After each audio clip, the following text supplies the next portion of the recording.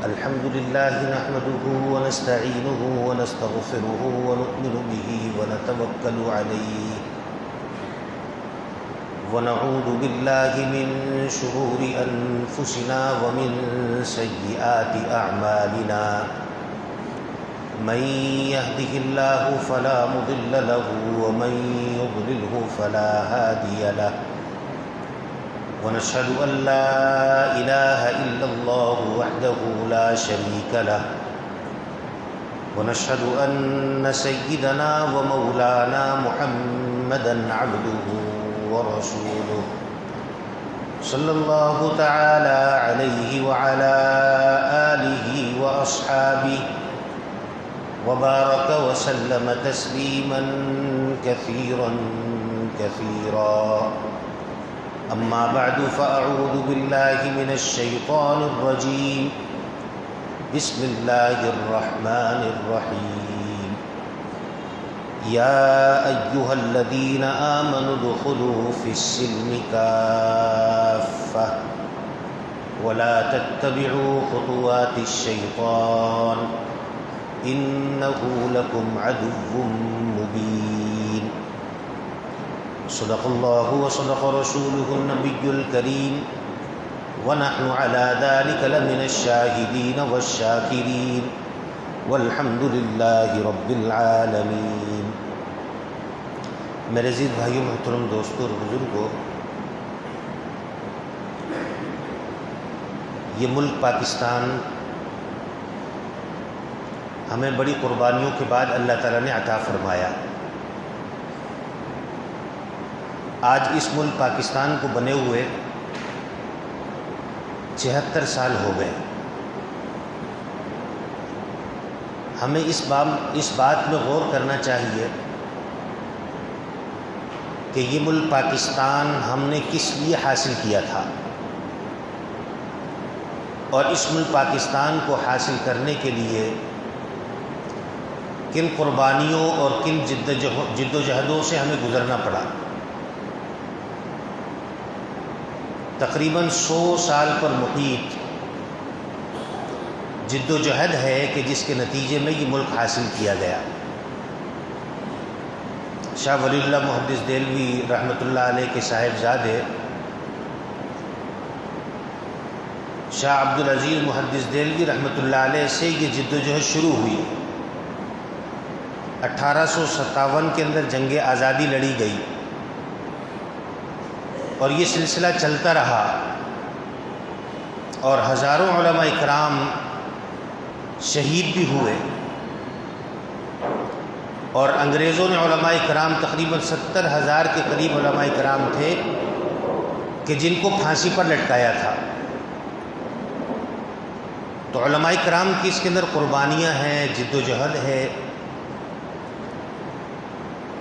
تو یہ سلسلہ اسی طریقے پر چلا اور یہ ملک اللہ تعالیٰ نے ہمیں عطا فرمایا۔ اب جب ہم 76 سال اس ملک کے اندر گزار چکے، ہمیں یہ سوچنے کی ضرورت ہے کہ یہ ملک پاکستان ہم نے جس مقصد کے لیے حاصل کیا تھا اس کے حصول کے اندر ہم کتنے کامیاب ہوئے ہیں۔ پاکستان کو بناتے وقت ہمارا نعرہ یہ تھا کہ پاکستان کا مطلب کیا؟ لا الہ الا اللہ، کہ اس ملک پاکستان کے اندر لا الہ الا اللہ کا جو قاعدہ اور قانون ہے اس کو ہم نافذ کریں گے۔ یہی بنیاد ہم نے ملک پاکستان کے وقت میں بھی رکھی، اور آج سے جو تقریباً 1450 سال قبل ریاست مدینہ کا قیام ہوا، اس ریاست مدینہ کی بھی بنیاد یہی کلمہ طیبہ تھا، اس کی بنیاد بھی یہی قرآن کریم تھی۔ قرآن کریم کی بنیاد پر مملکت وجود کے اندر آئی تھی، اور نبی کریم صلی اللہ علیہ وسلم نے ریاست مدینہ کا قیام فرمایا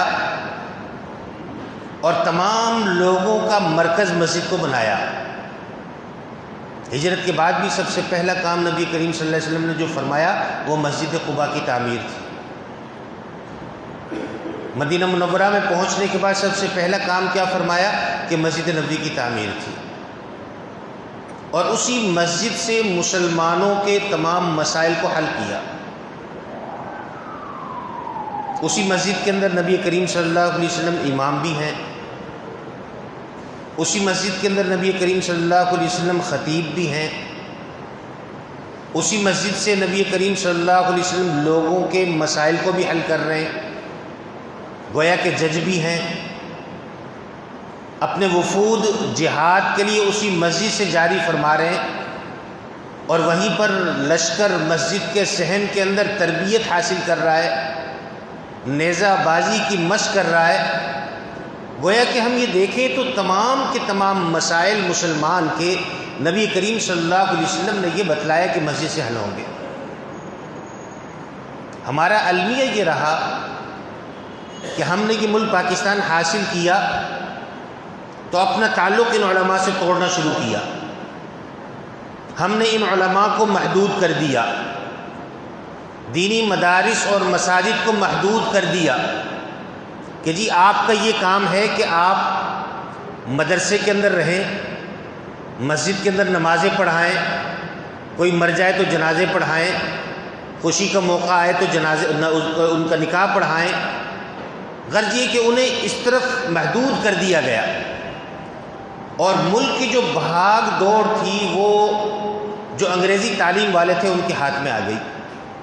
گویا کہ پاکستان کے قیام کے ساتھ ہی دو چیزوں کے اندر ہمیں بانٹ دیا گیا، مذہبی طبقے کو الگ کر دیا گیا، سیاسی طبقے کو الگ کر دیا گیا، اور اس کا جو نتیجہ آیا وہ آج ہم سب کے سامنے ہے۔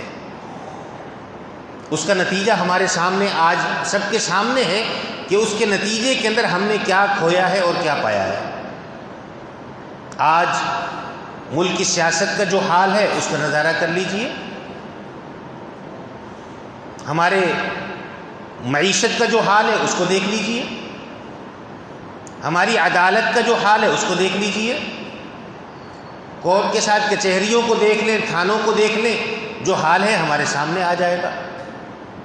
البتہ اس کے مقابل جو علماء کرام کو ذمہ داری دی گئی تھی وہ اپنی ذمہ داری کے اندر اتنے پورے اترے کہ انہوں نے اپنے افراد تیار کرتے جا رہے ہیں اور معاشرے میں پھیلتے جا رہے ہیں۔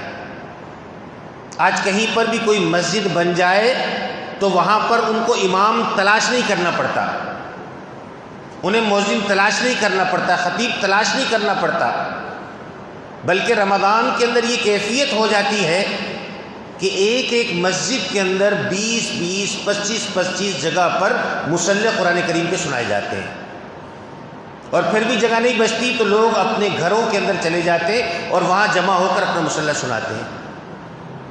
انہوں نے اپنی تیاری اس انداز پر کر کے آپ حضرات کے سامنے یہ چیزیں رکھ دی کہ آپ کو اماموں کی کمی نہیں ہے، آپ کو خطیبوں کی کمی نہیں ہے، کبھی آپ کو جنازہ پڑھانے کے اندر مشکل نہیں ہے، کبھی آپ کو نکاح پڑھانے کے اندر مشکل نہیں ہے، کبھی کوئی آپ کا دینی مسئلہ پیش آ جائے تو بلا کسی معاوضے کے آپ کے مسئلے کو حل کرنے کے لیے ہر وقت تیار بیٹھے ہوئے ہیں۔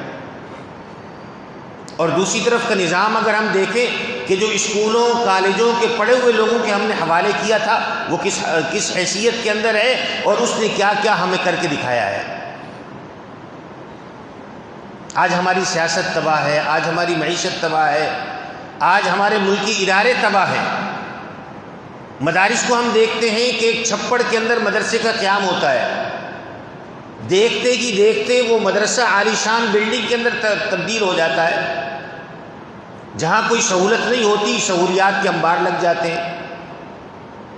اور ہمارے ہاں سرکاری ہسپتالوں کو دیکھ لیں، سرکاری اسکولوں کو دیکھ لیں، سرکاری کالجوں کو دیکھ لیں، بنے بنائے تیار کر کے ان کے حوالے کیے جاتے ہیں اور تھوڑا ہی عرصہ گزرتا ہے کہ وہ کھنڈر کا منظر پیش کرنے لگ جاتے ہیں۔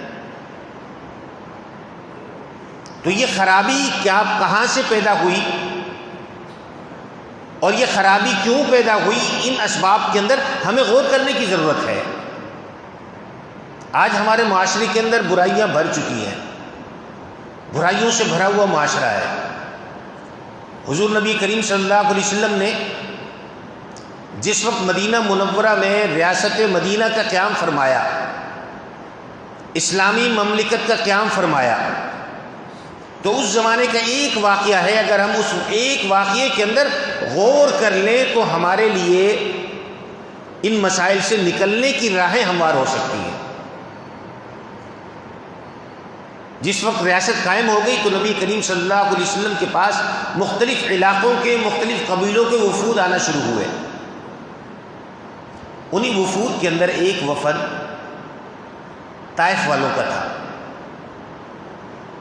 طائف کا وفد نبی کریم صلی اللہ علیہ وسلم کے پاس آیا اور انہوں نے آ کر کے کہا کہ ہم اسلام کو قبول کرنا چاہتے ہیں، لیکن ہماری کچھ شرطیں ہیں کہ اگر وہ شرطیں مان لی جائیں تو ہم کلمہ پڑھ لیں گے اور مسلمان ہو جائیں گے۔ تو نبی کریم صلی اللہ علیہ وسلم نے فرمایا کہ بھائی تمہاری کیا شرطیں ہیں؟ تو انہوں نے کہا کہ بھائی ہماری سب سے پہلی شرط یہ ہے کہ ہم لوگ شراب پینے کے عادی ہیں، لہذا ہم اس شراب پینے کو نہیں چھوڑیں گے۔ کہا اچھا دوسری شرط کیا ہے؟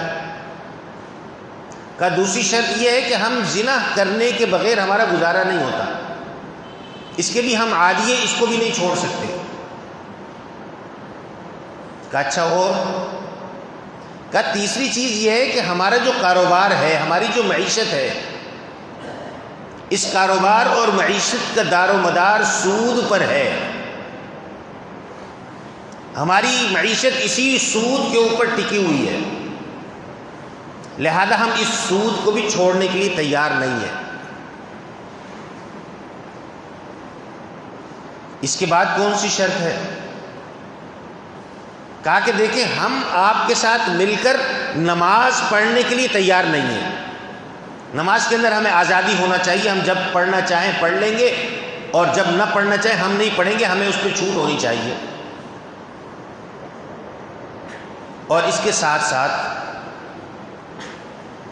ہم آپ کے ساتھ جہاد کا سفر نہیں کریں گے، کسی قسم کے جہاد میں ہم شامل نہیں ہوں گے۔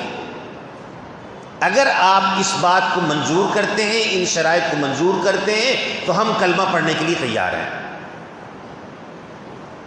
نبی کریم صلی اللہ علیہ وسلم نے سختی کے ساتھ ان تمام شرائط کو رد فرما دیا کہ تمہاری کوئی ایک شرط بھی ایسی نہیں کہ اسے مانا جائے، اگر تم اسلام لانا چاہتے ہو تو ان تمام شرطوں کو چھوڑ کر اسلام میں داخل ہو گئے۔ چنانچہ وہ اپنی تمام شرائط سے دستبردار ہوئے اور پھر وہ اسلام کے اندر داخل ہو گئے۔ ہمارے لیے اس واقعے کے اندر یہ چیز پوشیدہ ہے کہ یہ جو شرطیں طائف والے منوانا چاہتے تھے، یہ تمام کی تمام شرائط ہمارے اس موجودہ پاکستان کے اندر موجود ہیں۔ آپ غور کر لیں، اور یہی ہماری تمام برائیوں کی جڑ بھی ہے۔ اگر ہم ان چیزوں کو اپنی مملکت سے ختم کر دیں تو ہماری مملکت اسلامی فلاحی ریاست بن جائے گی۔ شراب ہمارے ہاں عام اسمبلیوں تک میں پی جاتی ہے۔ زنا کا کیا عالم ہے؟ ڈھکی چھپی بات نہیں ہے۔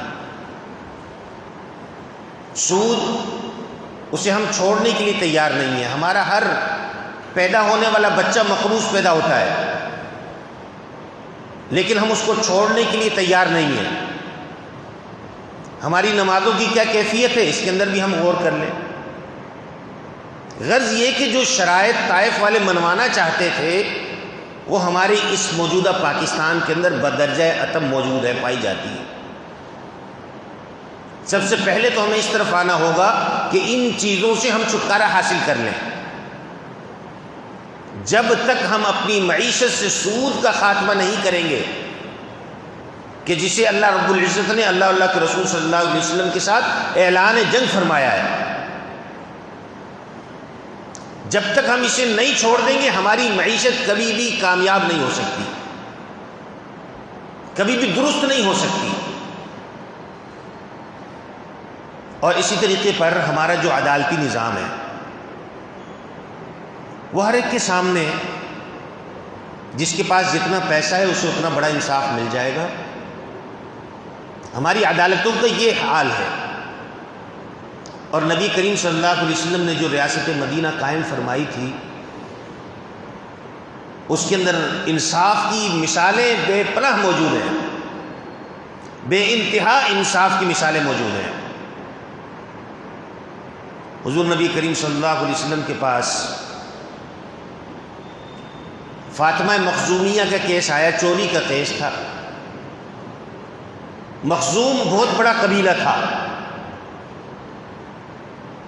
سینکڑوں لوگ اس قبیلے سے تعلق رکھتے تھے، اور یہ فاطمہ مخزومیہ اس کی شہزادی تھی۔ چوری سرزد ہوئی، ثابت ہو گئی، نبی کریم صلی اللہ علیہ وسلم نے اس کے ہاتھ کاٹنے کا فیصلہ صادر فرما دیا کہ اس کا ہاتھ کاٹ دیا جائے۔ بعض صحابہ کرام آپس میں بیٹھ گئے، اور بیٹھ کر انہوں نے سوچا کہ نبی کریم صلی اللہ علیہ وسلم سے جا کے بات کرنی چاہیے کہ اس فیصلے کو واپس لے لیں، سزا کو کالعدم کر دیں۔ وجہ اس کی یہ ہے کہ مخزوم قبیلے کی شہزادی ہے، اگر اس کا ہاتھ کاٹ دیا تو بہت سے لوگ اسلام سے متنفر ہو جائیں گے، لہذا نبی کریم صلی اللہ علیہ وسلم سے بات کر کے اس سزا کو ختم کروانا چاہیے۔ اب کسی کے اندر اتنی ہمت نہیں تھی، جرأت نہیں تھی کہ وہ نبی کریم صلی اللہ علیہ وسلم کے سامنے جاتے اور یہ بات عرض کرتے۔ آپس میں سوچا تو انہوں نے آپس میں کسی نے رائے دی کہ حضرت اسامہ جو کہ حضرت زید رضی اللہ تعالیٰ عنہ کے بیٹے ہیں، ان کو اس کام کے لیے بھیجا جائے۔ حضرت اسامہ سے نبی کریم صلی اللہ علیہ وسلم بہت محبت فرماتے ہیں، اتنی محبت فرماتے ہیں کہ ان کا لقب ہی صاحب حب رسول اللہ پڑ گیا، کہ اللہ کے رسول صلی اللہ علیہ وسلم کے محبوب، اور نبی کریم صلی اللہ علیہ وسلم ان کی کسی بات کو ٹالتے نہیں ہیں، لہذا ان کو بھیجا جائے۔ چنانچہ یہ نبی کریم صلی اللہ علیہ وسلم کی خدمت میں آئے اور آ کر کے عرض کیا کہ یا رسول اللہ صلی اللہ علیہ وسلم، بعض صحابہ نے اس طرح سوچا ہے کہ اس سزا کو کالعدم کر دیا جائے، کہیں اس سزا کے نتیجے میں لوگ اسلام سے متنفر نہ ہو جائیں۔ نبی کریم صلی اللہ علیہ وسلم غصے میں آ گئے، چہرہ انور سرخ ہو گیا، اور فرمایا کہ اسامہ مجھے ان لوگوں کے نام بتلاؤ کہ جنہوں نے یہ بات بیٹھ کر کے سوچی ہے، اور میں جا کر مار مار کر ان کے چہروں کو بگاڑ کر کے رکھ دوں۔ اور کہا کہ تم سے پہلی جو قومیں تھیں وہ صرف اس وجہ سے تباہ ہوئی کہ وہ امیروں کو معاف کر دیا کرتے تھے، غریبوں کو سزائیں دیا کرتے تھے، وہ صرف اس وجہ سے تباہ و برباد ہو گئی۔ اور پھر نبی کریم صلی اللہ علیہ وسلم نے ارشاد فرمایا کہ لو سرقت فاطمہ بن محمد لقطعت یدہا، کہ اگر محمد صلی اللہ علیہ وسلم کی بیٹی حضرت فاطمہ سے بھی چوری سرزد ہو جاتی تو میں اس کا بھی ہاتھ کاٹ کر کے رہتا۔ یہ ہے اسلام کا عدل کا نظام، یہ جہاں پر قائم ہو جائے وہاں پر امن آ جایا کرتا ہے۔ ہماری عدالتوں کا نظام ہمارے سامنے، آج اگر کوئی مجرم چوری بھی کر لے، آج اگر کوئی ملزم مجرم ثابت ہو جائے تو اس کی کوشش یہ ہوتی ہے کہ کسی بھی طریقے سے اپنے آپ کو سزا سے بچا لے۔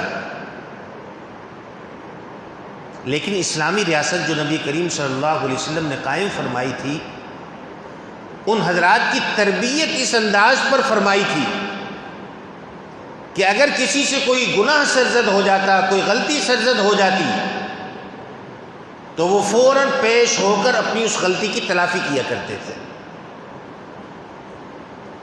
نبی کریم صلی اللہ علیہ وسلم کے پاس ایک خاتون آئی، ام محجن نام ہے ان کا،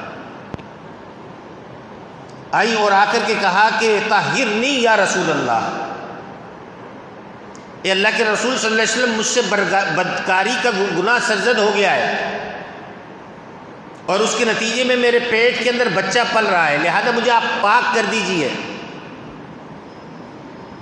نبی کریم صلی اللہ علیہ وسلم نے فرمایا اچھا ابھی چلی جاؤ، جب بچہ پیدا ہو جائے بچے کا کوئی گناہ نہیں، بچے کی کوئی غلطی نہیں، بچے کو سزا نہیں دے سکتے، جب بچہ پیدا ہو جائے تب آنا۔ چنانچہ یہ خاتون چلی گئی، 7-8 مہینے کا جو وقت گزرا، بچہ پیدا ہوا، یہ بچے کو لے کر نبی کریم صلی اللہ علیہ وسلم کی خدمت میں حاضر ہو گئی۔ یا رسول اللہ صلی اللہ علیہ وسلم، یہ بچہ پیدا ہو چکا ہے، طاہرنی یا رسول اللہ، اے اللہ کے رسول صلی اللہ علیہ وسلم مجھے پاک کر دیجیے۔ نبی کریم صلی اللہ علیہ وسلم نے فرمایا کہ قصور تمہارا ہے، بچے کا نہیں، اس بچے کا حق بنتا ہے کہ تم اسے اپنا دودھ پلاؤ، لہذا جاؤ اس کو جا کر کے دودھ پلاؤ۔ چنانچہ یہ خاتون چلی گئی اور دودھ پلانے کا عرصہ مکمل کیا۔ تقریباً 2 سال بعد یہ پھر واپس لوٹی اور اس حالت میں آئی کہ ان کی گود میں بچہ موجود تھا اور اس کے ہاتھ میں روٹی کا ٹکڑا تھا اور وہ روٹی کا ٹکڑا کھا رہا تھا۔ انہوں نے آ کر کہا یا رسول اللہ صلی اللہ علیہ وسلم، میں نے اپنا فرض پورا کر دیا، اب مجھے پاک اور صاف کر دیجیے۔ چنانچہ نبی کریم صلی اللہ علیہ وسلم نے ان کو سنسار کرنے کا حکم جاری فرمایا، انہیں پتھر مار مار کر سنسار کر کے ان کو ختم کر دیا گیا۔ اس واقعے کے اندر ایک چیز ہمارے سامنے یہ آتی ہے کہ ایک مجرم خود آ کر کے پیش ہو رہا ہے کہ مجھ سے گناہ ہوا، مجھے پاک کر دیجیے۔ نبی کریم صلی اللہ علیہ وسلم نے اسے ٹالنا چاہا کہ جاؤ جب بچہ پیدا ہو جائے تب آ جانا۔ اب کوئی پکڑ کر لانے والا نہیں تھا، بلکہ خود اپنی مرضی سے واپس اپنے آپ کو پیش کر دیا، پھر واپس بھیجا کہ جاؤ جا کر دودھ پلاؤ، جب دودھ پلا لو پھر آ جانا۔ تب بھی کوئی پکڑ کے لانے والا نہیں تھا، نہ آنے پر کوئی پکڑنے والا نہیں تھا۔ اس کے باوجود بچے کو لے کر نبی کریم صلی اللہ علیہ وسلم کے پاس آئیں اور اپنے اوپر چلی حد کو جاری کروایا۔ یہ ریاست مدینہ کی عمدہ مثالیں ہیں کہ جن کے افراد کی ایسی تربیت ہوئی تھی کہ اگر کبھی کوئی گناہ سرزد ہو جائے تو وہ اس گناہ کی تلافی کے لیے اپنے آپ کو پیش کر دیا کرتے تھے۔ جس وقت ان کا جنازہ تیار ہوا، نبی کریم صلی اللہ علیہ وسلم جنازہ پڑھانے کے لیے آگے بڑھے۔ حضرت عمر فاروق رضی اللہ تعالیٰ عنہ نے عرض کیا یا رسول اللہ صلی اللہ علیہ وسلم، ایک بدکار عورت کا جنازہ پڑھانے کے لیے جا رہے ہیں؟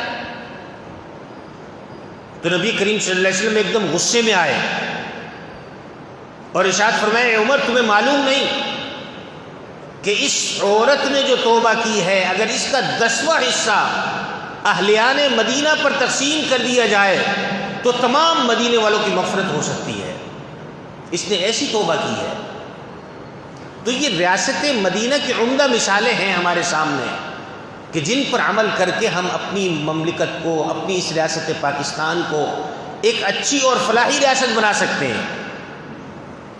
آج ہماری اس ریاست میں علماء کرام سے ہم نے دوری اختیار کرنا شروع کی، اپنی اس ریاست کو، اپنے افراد کو علماء سے توڑا، دور لے گئے کہ جن علماء کرام نے اس ریاست کے لیے قربانیاں دی تھی، جن علماء کرام نے اس ریاست کے لیے جد و جہد کی تھی، اپنی قربانیاں پیش کی تھی، ان کی قربانیوں کی وجہ سے ہمیں یہ ملک حاصل ہوا تھا، ہم نے ان کو دور کر دیا، اور اس کے نتیجے کے اندر جو لوگ ہم پر مسلط ہوئے آج اس کی مثالیں ہمارے سامنے موجود ہیں۔ بحیثیت قوم ہمیں خود اپنا کردار ادا کرنے کی ضرورت ہے۔ ہمیں سوچنا چاہیے کہ یہ جو ہم نے اس ملک کے اندر عرصہ گزارا، اس عرصے کے اندر اس ملک کے اندر اسلام کے نفاذ کے لیے میری کیا خدمات ہیں، میں نے کیا خدمات سر انجام دی اس ملک کے لیے؟ کیا میں خود ایک اچھا مسلمان بنا؟ کیا میں خود برائیوں سے پاک مسلمان بنا؟ اگر ہم اس سوال کے اندر غور کر لیں تو اس کا جواب ہمیں نفی کے اندر ملے گا۔ آج ہم میں سے ہر شخص کے جذبات ہیں کہ اس ملک کے اندر اسلام کا قانون نافذ ہونا چاہیے، لیکن دوسری طرف ہم اگر غور کریں اور دیکھیں تو ہمیں یہ بات بھی سمجھ میں آتی ہے کہ ہم خود اسلام پر چلنے کے لیے تیار نہیں ہیں. ہمارے جذبات ہیں کہ اس ملک میں اسلام آ جائے، لیکن ہم خود اپنے جسم پر اسلام کو نافذ کرنے کے لیے تیار نہیں ہوتے. آج مسلمان ہیں، کاروبار کرتے ہیں تو کاروبار میں جھوٹ بولتے ہیں، لوگوں کو دھوکہ دیتے ہیں، اور یہ سمجھتے ہیں کہ اگر کسی شخص نے کاروبار میں جھوٹ نہیں بولا تو اس کا کاروبار چل ہی نہیں سکتا. آج ہمارا مزاج یہ بن چکا ہے. تو ہم کیسے یہ سوچتے ہیں کہ ہمارے ملک کے اندر اسلام آ جائے گا؟ جب تک مجھ میں اسلام نہیں آئے گا، میرے اپنے اندر اسلام نہیں آئے گا، اس ملک میں اسلام کبھی بھی نہیں آ سکتا. آج ہم مسلمان ہیں، ہمارا رشوت عام ہے، حالانکہ ہم خود دوسروں کو کہتے ہیں کہ رشوت لینے والا، رشوت دینے والا جہنم میں جانے والے ہیں. راشی والمرتشی کلاہما فی النار. تھانے کے اندر چلے جائیں، تھانے پر بڑا بڑا لکھا ہوگا، حدیث کر کے لکھا ہوگا کہ راشی والمرتشی کلاہما فی النار، اور اسی کے سائے کے اندر کھڑے ہو کر رشوت کا لین دین ہو رہا ہوگا. اگر وہ رشوت لے کر جہنم میں جانے والا ہے تو ہم رشوت دے کر کے جہنم میں جانے والے ہیں. ہم اس کو چھوڑنے کے لیے تیار نہیں ہوتے.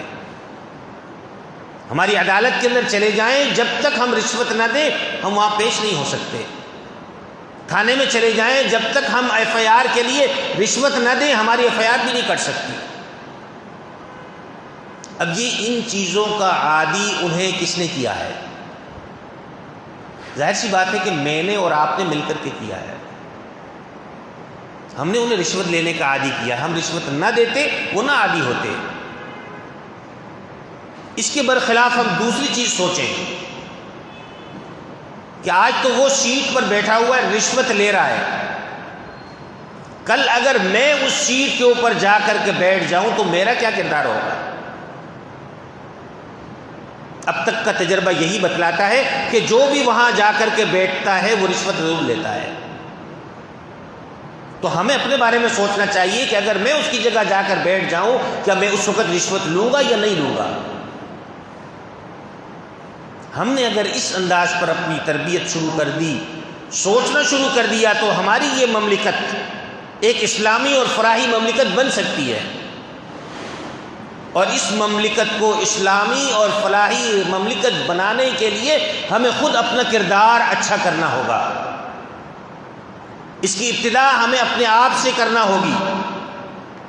آج ملک کا حکمران عوام کو ٹھیک کرنا چاہتا ہے اور عوام ملک کے حکمران کو ٹھیک کرنا چاہتی ہے. کوئی بھی اپنے آپ کو ٹھیک کرنے کے لیے تیار نہیں ہے. اس کی ابتدا ہمیں اپنے آپ سے کرنی ہوگی. یا ایھا الذین آمنوا علیکم انفسکم لا یضرکم من ضل اذا اہتدیتم الی اللہ مرجعکم جمیعا. اے ایمان والو، تمہارے لیے تمہارے اپنے نفس ہیں. اپنے نفس کی فکر کرو. لا یضرکم من ضل اذا اہتدیتم، کہ دوسری کی برائی تمہیں نقصان نہیں پہنچا سکتی جبکہ تم خود ہدایت کے راستے پر ہو. یہ ضابطہ اور اصول ہمیں اسلام نے سکھلایا کہ برائی کو چھوڑنے کی ابتدا ہم نے خود سے کرنی ہے.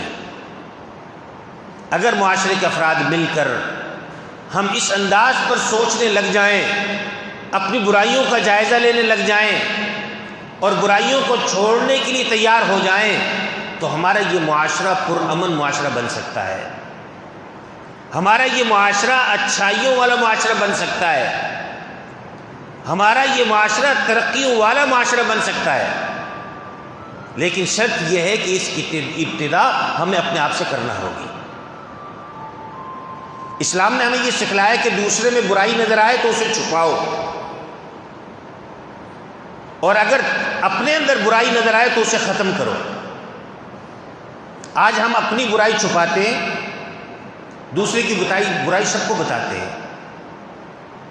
حالانکہ ہمیں حکم یہ ہے کہ دوسرے کی برائی کو چھپاؤ، خود میں نظر آئے تو اس کو چھوڑو.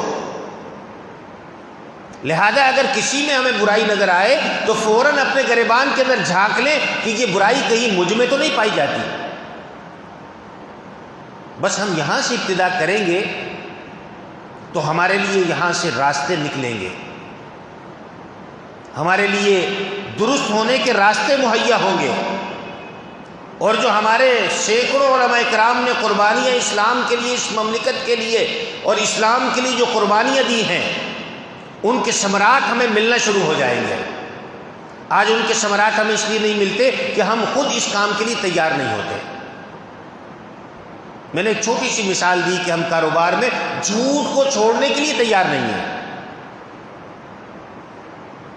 ذخیرہ اندوزی کو چھوڑنے کے لیے تیار نہیں ہیں۔ ہمیں پتہ چل جائے کہ فلاں چیز مہنگی ہونے والی ہے، ہم اس چیز کو اسٹاک کر کر کے اس کو چھپا چھپا کر اپنے پاس اس کو ناپید کر دیں گے تاکہ اس کی قیمت بڑھ جائے، حالانکہ کہنے کو ہم مسلمان ہیں، ذخیرہ اندوزی سے ہم باز نہیں آتے۔ اس کے علاوہ بہت سی چیزیں ہیں جو اسلام کے متصادم ہیں، اسلام کے خلاف ہیں، ہم اپنی معیشت کے اندر ہم نے اسے داخل کیا ہوا ہے۔ جب تک اسے نہیں چھوڑیں گے ہماری معیشت کامیاب نہیں ہوگی، ہماری زندگی کے اندر سکون نہیں آ سکتا جب تک اسلام مخالف چیزوں کو ہم چھوڑنے کے لیے تیار نہیں ہوں گے۔ تو بہر صورت میں نے عرض یہ کیا کہ جو ہمارے علماء کرام نے یہ ملک کے لیے قربانیاں دی تھی، جد و جہد کی تھی، یہ اس مقصد کے لیے تھی کہ اس مملکت کے اندر ہمیں لا الہ الا اللہ محمد الرسول اللہ کا قانون ہمیں یہاں پر مل جائے،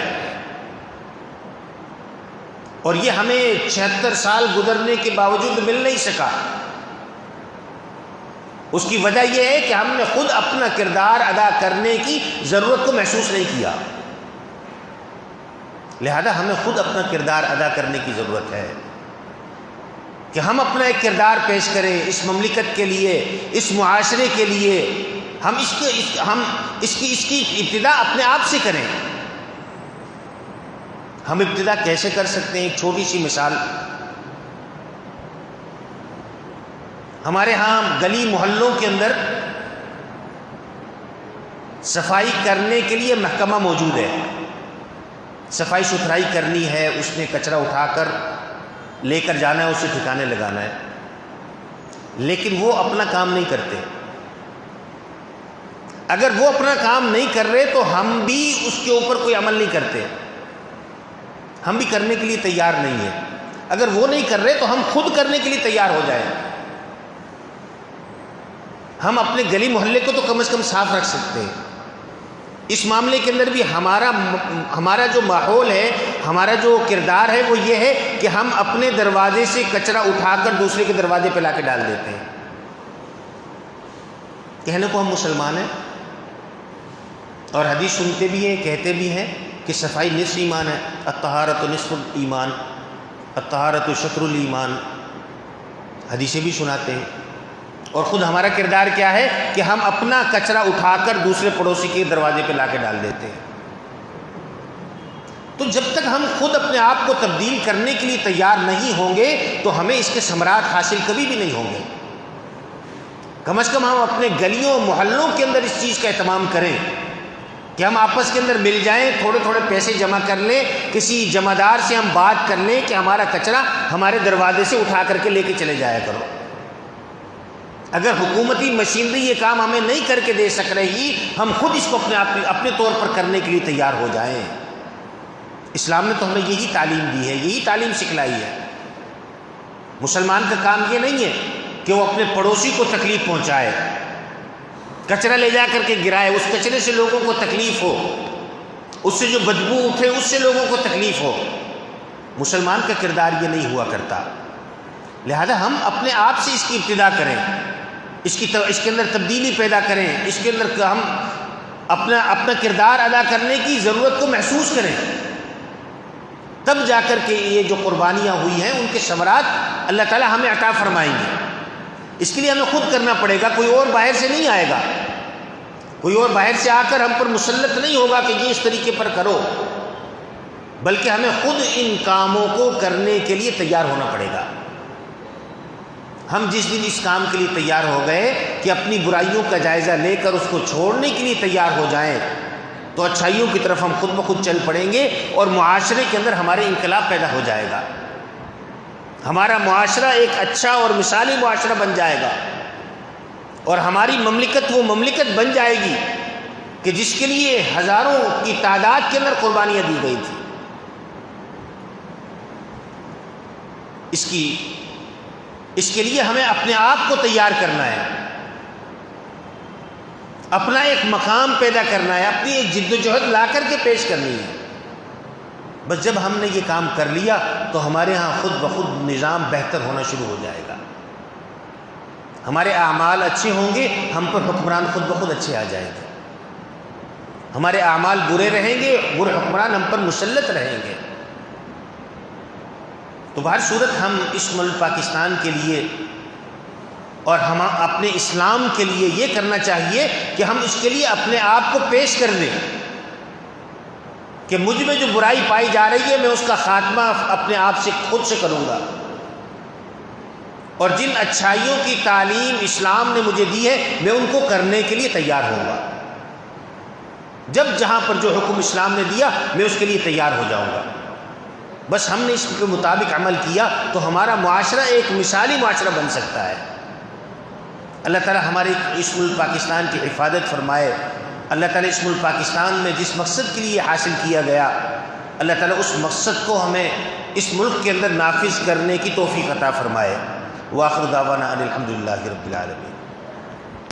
الحمد للہ رب العالمین والعاقبۃ للمتقین والصلاة والسلام علی رسولہ محمد وعلی آلہ وصحبہ اجمعین.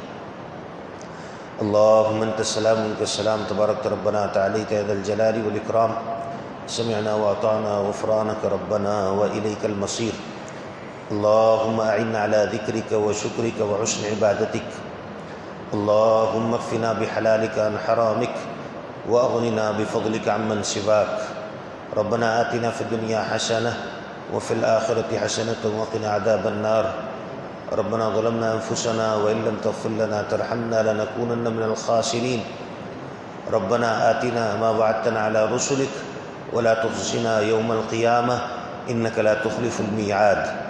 رب ارحمهما كما ربياني صغيرا. رب ارحمهما كما ربياني صغيرا. رب ارحمهما كما ربياني صغيرا. ربنا تقبل منا انك انت السميع العليم وتب علينا يا مولانا انك انت التواب الرحيم. وصلى الله تعالى على خير خلقه محمد وعلى اله وصحبه اجمعين برحمتك يا ارحم الراحمين.